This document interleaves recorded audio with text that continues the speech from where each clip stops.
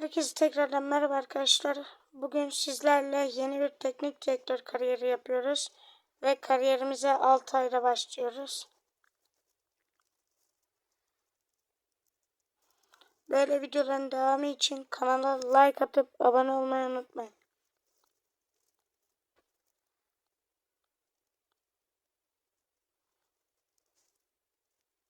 Yönetimin bizden beklentisi küme düşmemek.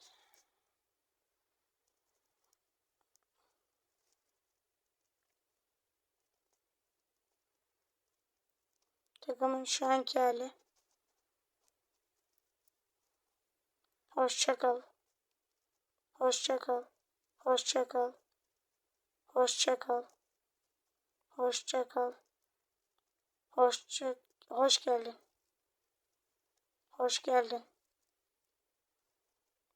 Hoş geldin. Takımın son hali.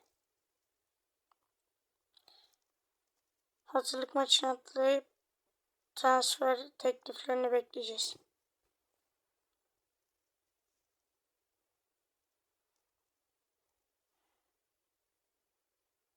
Hoşça kal. Hoş geldin.